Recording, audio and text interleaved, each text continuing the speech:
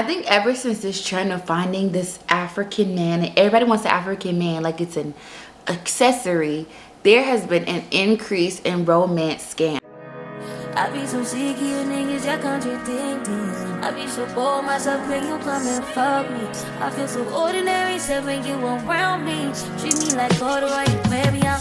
Arguments, you air me out. Tripping about your whereabouts. Hey guys, welcome back to my channel. I am the Travel Hottie. You guys, we need to have a chit chat.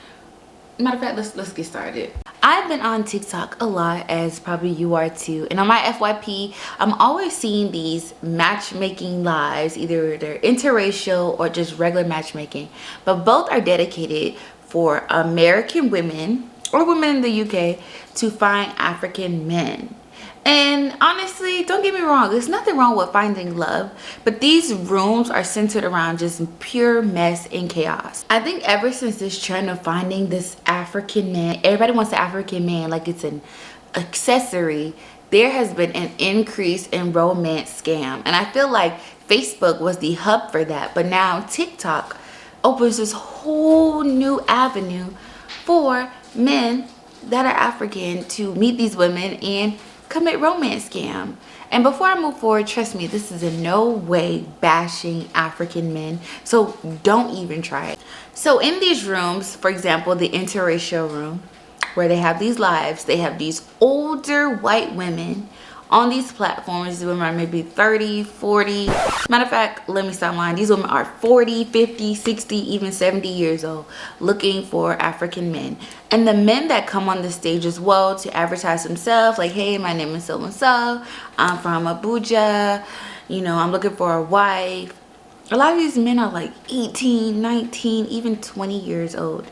And trust me, as long as everyone is legal and consenting, that's not even the issue. But from my point of view, I'm like, you women can't possibly believe that this is for real.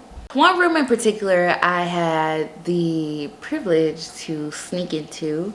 We're talking specifically about romance scams, and a lot of American women were complaining that they were marrying these men abroad, and then once these men came over to the States, they left them. They got their papers, their green cards, and they just disappeared. Another lady brought up a really amazing point, and she asked, when these men look for these women to commit romance scam on, what is the typical profile? What do these women look like? And I was like, wow, that's a really valid question.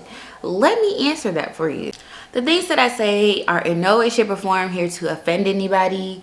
These are what I know from seeing and from asking people close to me that are from these West African countries. The typical profile of a woman that these men go for is gonna be a woman that is older. They tend to go to women that are older because it's easier to convince those women something that's not true. And a lot of older women may not be tech savvy, especially if we're talking to women in their 60s and 70s who just learned how to use TikTok. But these women are not tech savvy in the sense of going and doing their research on these men. They're just not doing it. And every time you try to tell them that, hey, auntie, you might want to do some research, they go in on you, they cuss you out, you hating, you just want my man, you just want my husband. It's just like, no, I don't actually, because he doesn't have a visa, he doesn't have a passport, he's never even left his country. What could he possibly do? A lot of the relationship is going to be dependent upon me flying to see him. No. I asked my African friends, and I really wanted to know, why do they do that? And my friends let me know that a lot of times these guys can't afford to just pay someone to complete a fake marriage. Romance scam is cheaper. Also in countries such as Nigeria, for example, the visa process is so not easy to get as you think it is. And for the current state of Nigeria and a lot of people wanting to leave the country to pursue better things and a better life, that's one of the ways that they have to go about doing it. And if it's at the expense of someone's heart, they'll do it. What's also crazy is that the families are always in on it. Marry her, she'll send us money, she'll do this. So the family is always in on it, because if that person gets to leave, they're in America, they can work and save enough money to send back home. Another profile of the type of women that these men will go for are women that are bigger. Hear me out. I don't think being plus size is associated with low self-esteem, low confidence. The plus size women I know, they have a roster, they pull, they have men that are financing their life, they have men that are taking good care of them, they have men by the dozen. There's no shortage of men with them. However, there are some women that are plus size who do have low self-esteem and don't have confidence. And I feel like those women are easier targets for those men.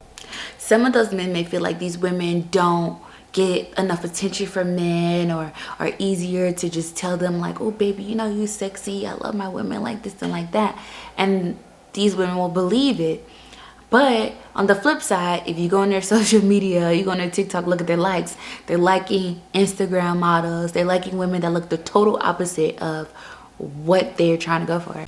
Also, a lot of these men go for women that are very desperate, they're overly sexual.